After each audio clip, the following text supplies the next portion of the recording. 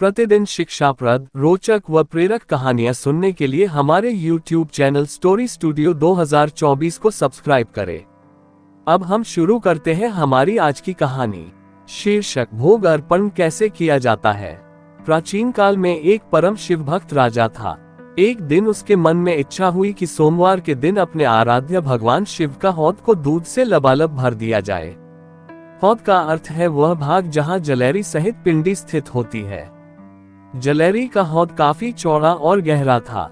राजा की आज्ञा से पूरे नगर में डुबकी पिटवा दी गई कि सोमवार के दिन सारे ग्वाले शहर का पूरा दूध लेकर शंकर जी के मंदिर आ जाएं। भगवान का हौद भरना है और जो इसका उल्लंघन करेगा उसे कठोर दंड दिया जाएगा।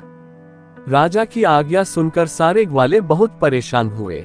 किसी ने भी अपने बच्चों को दूध नहीं पिलाया और न ही गाय के बछड़ों को दूध पीने दिया।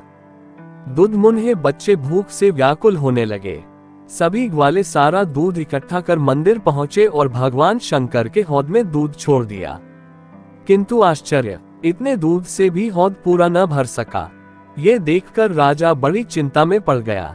तभी एक बुढ़िया एक लुटिया भर दूध लेकर आई और बड़े भक्तिभाव से भगवान पर दूध चढ़ाते हुए बोली कि शहर भर के दूध के आगे मेरे लुटिया भर दूध की क्या बिसात। फिर भी भगवान, मुझ बुढ़िया की श्रद्धा भरी ये 2 बूंदे स्वीकार करो। जैसे ही बुढ़िया दूध चढ़ाकर मंदिर से निकली, भगवान का हौद एकाएक दूध से भर गया। वहां उपस्थित सभी लोग आश्चर्य में पड़ गए। राजा के पास खबर पहुंची तो उसके भी आश्चर्य का ठिकाना न रहा। अगले सोमवार को राजा ने फिर भगवान शिव का हौद दूध से भरने की आज्ञा दी।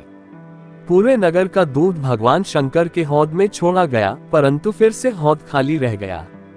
पहले की तरह बुढ़िया आए और उसने अपनी लुटिया का दूध हौद में छोड़ा और हौद भर गया। राजकर्मचारियों ने जाकर राजा को सारा वृतांत सुनाया।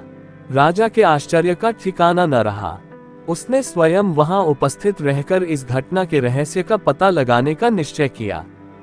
तीसरे सोमवार को राजा की उपस्थिति में नगर भर का दूध भगवान के हौद में डाला गया, पर हौद खाली रहा।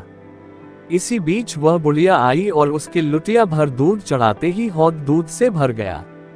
पूजा करके बुढ़िया अपने घर को चल दी। राजा उसका पीछा करने लगा। कुछ दूर जाने पर राजा ने बुढ़िया का हाथ पकड़ लिया। बुढ़िया भय से थर-थर कांपने लगी। राजा ने उसे अभय देते हुए कहा कि माए, मेरी एक जिज्ञासा शांत करो। तुम्हारे पास ऐसा कौन सा जादू टोना या मंत्र है जिससे तुम्हारे लुटिया भर दूध चढ़ाते ही शंकर जी का हौद एकाएक भर जाता है। बुढ़िया ने कहा, मैं जादू टोना, मंत्र तंत्र कुछ भी नहीं जानती, न ही करती हूँ। घर के बाल बच्चों, ग्वाल बालों सभी को दूध पिलाकर तृप्त कर बचे दूध में से एक लुटिया दूध लेकर आती हूँ। भगवान को चढ़ाते ही वे प्रसन्न हो जाते हैं। भाव से उन्हें अर्पण करते ही वे उसे ग्रहण करते हैं और हौद भर जाता है।